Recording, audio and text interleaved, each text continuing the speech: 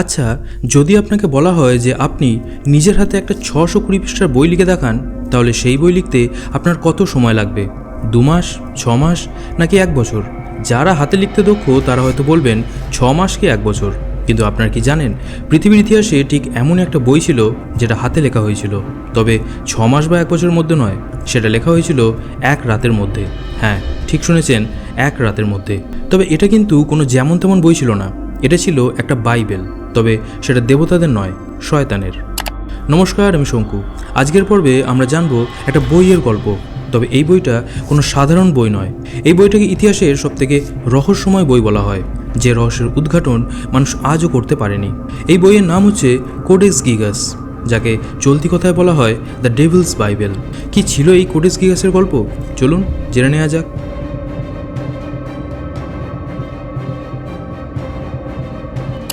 সময়টা তখন ছিল 13শো শতকের ইউরোপ, মানে আজ থেকে 800 বছর আগে।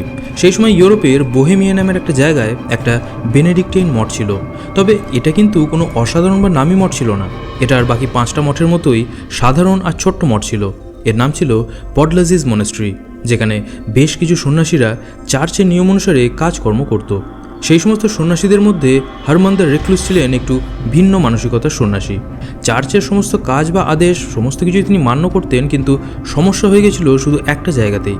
হারমান মঠের নিষেধাজ্ঞা ভঙ্গ করে জড়িয়ে পড়েছিলেন একটা মহিলার প্রেমে। হ্যাঁ, মঠের নিষেধাজ্ঞা ভেঙে, কারণ পডলাজিস মনেস্ট্রি চলতো চার্চের নিয়মে, আর চার্চের নিয়ম অনুসারে মঠের কোনো সন্ন্যাসী কোনো মহিলার সাথে জড়িত হবে সেটা মান্য ছিল না। এটাই ছিল সাধারণ নিয়ম। কিন্তু হারমান মঠের নিয়মের বিরুদ্ধে যায়। প্রথম দিকে সে সবার চোখ এড়িয়ে সেই মহিলার সাথে দেখা করতো ঠিকই, কিন্তু যতদিন গড়াতে থাকে ততই তাদের মধ্যে এই মেলামেশা বেড়ে যেতে থাকে। আর সেটা খুব শীঘ্রই মঠের প্রধান সন্ন্যাসীর কানে ওঠে, আর তখন থেকেই শুরু হয়ে যায় তার জীবন নিয়ে টানাটানি। হ্যাঁ, জীবন নিয়ে। কারণ তৎকালীন চার্চের নিয়ম অনুসারে কোনো সন্ন্যাসী কোনো মহিলার সাথে জড়িত হলে সেটা ছিল একটা গুরুতর অপরাধ, আর কেউ সেই অপরাধ করলে তাকে দেয়া হতো মৃত্যুদণ্ডের মতো সাজা। মঠের বিচারালয়ে হারমানের অপরাধ তুলে ধরা হয়, আর তাকে সাজা হিসাবে দেওয়া হয় মৃত্যুদণ্ড। তবে সেটা কিন্তু যেমন তেমন মৃত্যুদণ্ড ছিল না। তার অপরাধের শাস্তি হিসাবে তাকে মঠের দেওয়ালে সিমেন্টিং করে মৃত্যুদণ্ড দেওয়ার আদেশ উঠে আসে। হারমান তার এই মৃত্যুদণ্ডের বিরুদ্ধে তীব্র নিন্দা জানায়, কিন্তু মঠের আদেশ স্থির থাকে, যে কারণে যেদিন তার মৃত্যুদণ্ডের সময় আসে তার আগের দিন রাতের বেলায় হারমান একটা শেষ চেষ্টা করে তার মৃত্যুদণ্ড আটকাতে। সে সেই মঠের সমস্ত সন্ন্যাসীদের আগের দিন রাত্রেবেলায় তার কারাগারে ডাকে, আর তাদের বলে, আমি নির্দোষ, আমি কোনো অপরাধ করিনি। তবে চার্চের নিয়ম অনুসারে এই মঠ যদি আমার কাজকে অপরাধমূলক মনে করে তাহলে আমি মন থেকে ক্ষমা প্রার্থী। তবে এর পরিবর্তে আমি এই মঠকে একটা শর্ত দিতে চাই। মঠের সন্ন্যাসীরা ভেবেছিল যে সে হয়তো কোনো বড় সড়ো শর্ত দেবে, কিন্তু হারমান বলে, আমার শুধুমাত্র একটা রাত দরকার, আর এই এক রাতেই আমি এমন একটা বই তোমাদের লিখে দেবো যে বইটা এই অপরিচিত আর অনামী মঠকে ইতিহাসের পাতায় অমর করে দেবে। হারমানের কথা শুনে সেখানে দাঁড়িয়ে থাকা প্রত্যেকটা সন্ন্যাসী অট্টহাসি হেসেছিলেন, আর সেটা যুক্তিযুক্তও বটে। কারণ এক রাতের মধ্যে যদি কেউ বলে যে একটা গোটা বই লিখে দেবো, তাহলে সেটা হাস্যকৌতুক ছাড়া আর কিছু হতে পারে না। তবে মঠের সন্ন্যাসীরা হারমানের কথাকে খুব একটা অমূলকও মনে করেনি, কারণ কেই বা না চাইবে যে তার মঠ ইতিহাসের পাতায় চিরকাল অমর না থাকুক। যে কারণে তারা হারমানকে একটা সুযোগ দেওয়ার কথা ভাবে। যদিও তারা জানতো যে এক রাতের মধ্যে একটা বই লেখা সম্ভব নয়, তবুও তারা হারমানকে বলে, ঠিক আছে, তুমি যদি তেমন কোনো বই এক রাতের মধ্যে লিখে দিতে পারো তাহলে তোমার মৃত্যুদণ্ড মাফ। তবে এক রাতে কিন্তু তুমি সময় পাবে, তার বেশি নয়, কারণ কাল সকাল হলেই তোমার মৃত্যুদণ্ড নিশ্চিত। এখন দেখা যাক যে তুমি কিভাবে এক রাতের মধ্যে একটা গোটা বই লিখে দিতে পারো যেটা এই মঠকে অমর করে দেবে। তাচ্ছিল্যের হাসি এসে সন্ন্যাসীরা চলে যান নিজ নিজ কক্ষে, কিন্তু হারমানকে সেই কারাগার থেকে বের করে দেওয়া হয় একটা ছোট্ট মতো ঘর। শুধু তাই নয়, তাকে দেওয়া হয় বেশ কিছু কাগজ আর লেখার জন্য কালি এবং পালক। হারমানের সেই রাতে ঘুম আসেনি, আর কীভাবেই বা আসবে? আগামীকাল তার মৃত্যুদণ্ড, আর সেই মৃত্যুদণ্ড আটকানোর জন্য তার কাছে রয়েছে শুধু আজকের রাতটুকু। মঠের সন্ন্যাসীদের এই মঠকে অমর করে দেওয়া বই লিখে দিতে পারলে তার মৃত্যুদণ্ড রদ হতে পারে। কিন্তু সে লিখবে কিভাবে?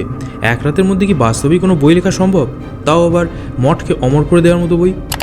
বেশ কয়েক ঘন্টা হারমানের কেটে যায় এই ভাবনাগুলি ভাবতে ভাবতে। তার কাগজের ওপর পড়ল না কোনো কালির দাগ, আর সে বুঝল যে তার মৃত্যু অনিবার্য। কিন্তু কথায় আছে না, রাখে হরি তো মারে কে? ঠিক তেমনই একটা বুদ্ধি আঁটলেন স্বয়ং হারমান নিজেই। তিনি মনে মনে ভাবতে লাগলেন, এই মঠের সেবা করেছি আমি 1 বছর বা 2 বছর নয়, কয়েক বছর ধরে দিনরাত প্রার্থনা করেছি যিশুর পদতলে দাঁড়িয়ে। তাহলে প্রভুকে একবারও মুখ তুলে চাইবেন না? আর ঠিক এই ভাবনা ভেবেই হারমান তার ইষ্টদেবতা মানে যিশুকে স্মরণ করলেন।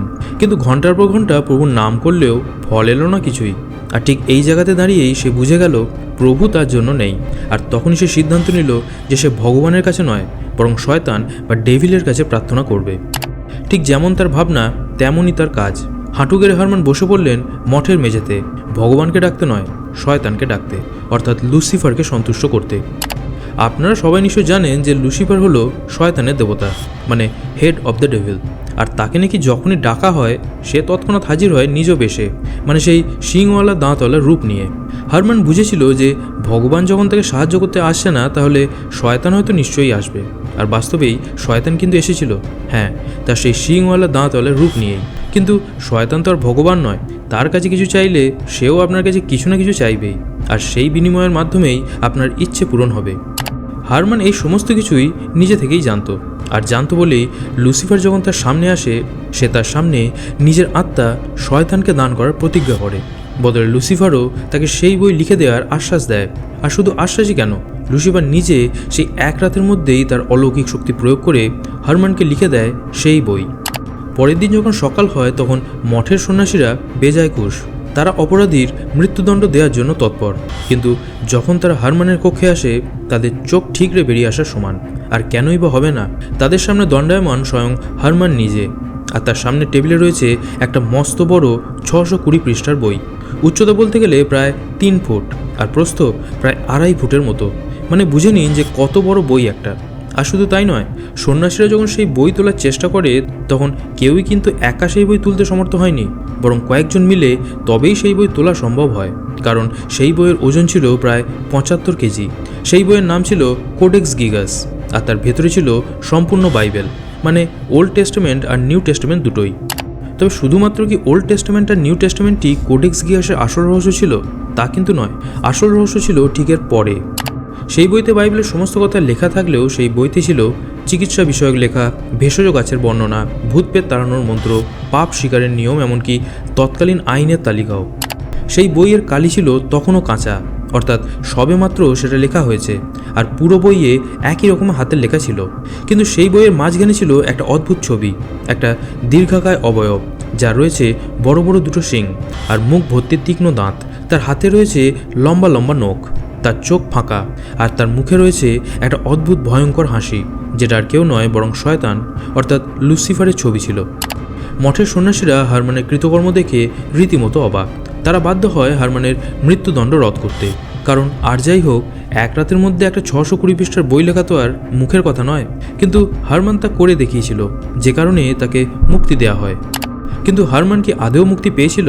না, হারমান মুক্তি পায়নি, কারণ সে সওদা করেছিল শয়তানের সঙ্গে। যে কারণে মঠ তাকে মুক্তি দিলেও শয়তান কিন্তু তাকে মুক্তি দেয়নি। সেই বই সন্ন্যাসীদের হাতে জমা দেওয়ার পরই সে লুটিয়ে পড়ে মঠের মেঝেতে, আর অদ্ভুতভাবেই তার মৃত্যু হয়ে যায়।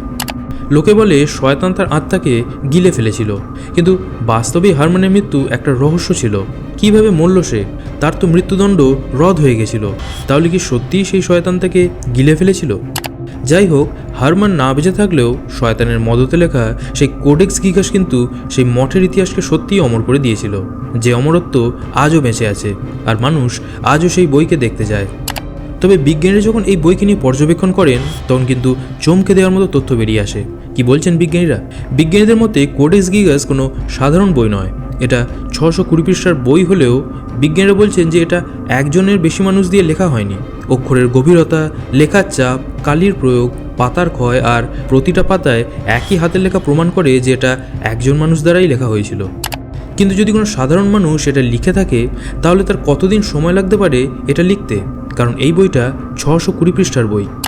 ধরে নেওয়া যাক যে একজন মানুষ যদি প্রতিদিন 3 থেকে 5 পৃষ্ঠাও নিজের হাতে লেখে, তাহলে এই সম্পূর্ণ বইটা লিখে শেষ করতে তার কিছু না হলেও 25 থেকে 30 বছর সময় লাগবেই। আর তার থেকেও বড় কথা, তখনকার দিনে কালির দাম ছিল অনেক বেশি। পৃষ্ঠা বানানো হতো পশুর চামড়া দিয়ে, আর বই লেখা এত সহজ কাজ ছিল না।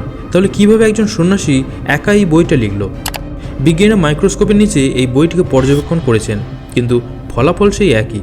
এরা বাস্তবেই একজনই লিখেছে। কিন্তু এত বড় একটা বই সে লিখবে আর বইয়ের কোথাও তার নাম থাকবে না? হ্যাঁ, কোডেক্স গিগাস বইয়ে লেখক হারম্যানের কিন্তু নাম নেই। আর শুধু নাম নয়, কোনো সংকেত বা সিগনেচারও সেখানে নেই। তাহলে সত্যিই কি সেই বই শয়তান লিখেছিল? গবেষকরা মনে করেন যে এটা হয়তো কোনো নিষিদ্ধ জ্ঞানের ভাণ্ডার। তৎকালীন চার্চ হয়তো এই সমস্ত জ্ঞানকে নিষিদ্ধ করে রাখতে চেয়েছিল, যে কারণে এই সমস্ত বই গ্রহণযোগ্য ছিল না। এছাড়াও বিজ্ঞানীরা ডিজিটাল স্ক্যান, ইনফ্রারেড ইমেজিং এবং কম্পিউটার অ্যানালিসিস করে এই বইয়ের মধ্যে কোনো গোপন লেখা বা শব্দ বা সংকেত আছে কিনা খুঁজে দেখেছেন, কিন্তু তারা কোনো কোড পেতে সক্ষম হননি। ধারণা করা হয় যে 1300 শতক থেকে 17 শতকের মধ্যে এই বই বিভিন্ন লাইব্রেরিতে স্থানান্তরিত হয়েছিল, কারণ সেই সময়ে বিভিন্ন যুদ্ধ, মহামারী এবং প্রাকৃতিক দুর্যোগ ঘটেছিল। কিন্তু কিছু গোপন মানুষ এই বইকে হারিয়ে যেতে দেয়নি। তারা এই নিষিদ্ধ জ্ঞানকে চার্চের নজরের আড়ালে লুকিয়ে রেখেছিল। এরপর 1648 সালে সুইডেন আর প্রাগের মধ্যে যুদ্ধ হয়, আর তখন সুইডিশ সৈন্যরা এই বইটিকে তাদের সাথে নিয়ে যায়। আর তখন থেকেই এটা সুইডেনের স্টকহোম ন্যাশনাল লাইব্রেরিতে রাখা রয়েছে। চাইলে আপনারা গিয়ে কোনোদিন দেখে আসতেই পারেন। তবে কোডেক্স গিগাস আমাদের মনে করিয়ে দেয় যে মধ্যযুগের চার্চ শুধু বিশ্বাসের জায়গা ছিল না, ক্ষমতার জায়গাও ছিল। কোন জ্ঞান মানুষ জানবে আর কোন জ্ঞান মানুষের থেকে লুকিয়ে রাখা হবে সেটাও কিন্তু চার্চই ঠিক করত। এই বইতে একসাথে বাইবেল, চিকিৎসা, অশুভ শক্তি আর নিষিদ্ধ আচার আচরণ থাকা মানেই এই বইটা নিয়ন্ত্রণের বাইরে চলে গিয়েছিল। আর যা নিয়ন্ত্রণের বাইরে চলে যায়, ইতিহাস তাকে ভয় পায়। আজকের দিনে কোডেক্স গিগাস কাঁচের বাক্সে বন্দি। আলো, তাপমাত্রা, আর্দ্রতা সব কিছু দিয়েই তাকে নিয়ন্ত্রণ করা হয়েছে, কিন্তু বইটার প্রভাব আজও মুক্ত। কারণ এই বই আমাদের সামনে একটা কঠিন প্রশ্ন রেখে যায় যে মানুষ কি সব জ্ঞান জানার জন্য তৈরি, নাকি কিছু জ্ঞান এমন আছে যেগুলো মানুষের ভয়কে উস্কে দেয়। হয়তো কোডেক্স গিগাস শয়তানের সৃষ্টি নয়, হয়তো এটা কোনো অলৌকিক চুক্তির ফলও নয়, হয়তো এটা শুধু একজন মানুষের গল্প। একজন মানুষ যে তার ভয়, বিশ্বাস, পাপ আর ক্ষমা সব কিছুকে একসাথে লিখে ফেলেছিল। আর সেই কারণেই এই বইটা এত ভয়ঙ্কর হয়ে উঠেছে, কারণ এতে শুধু শয়তান নেই, এতে মানুষও আছে। আর মানুষ শয়তানের থেকে আরও বেশি ভয়ঙ্কর। তবে কোডেক্স গিগাস আমাদের একটা কথাই শেখায়, যে সব রহস্যের উত্তর থাকা জরুরি নয়। কিছু রহস্য শুধু মনে করিয়ে দেয় যে আমরা যতটা ভাবি, ইতিহাস কিন্তু তার থেকেও অনেক বেশি অন্ধকার আর অনেক বেশি গভীর। এই ছিল কোডেক্স গিগাস, ইতিহাসের সবথেকে ভারী বই আর সম্ভবত মানুষের সবথেকে ভারী প্রশ্ন।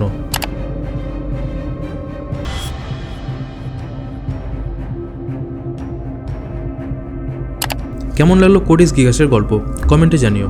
আর ভালো লাগলে অবশ্যই ভিডিও লাইক করো এবং চ্যানেলটাকেও সাবস্ক্রাইব করো। টিল দেন, ভালো থেকো, সুস্থ থেকো, সতর্ক থেকো।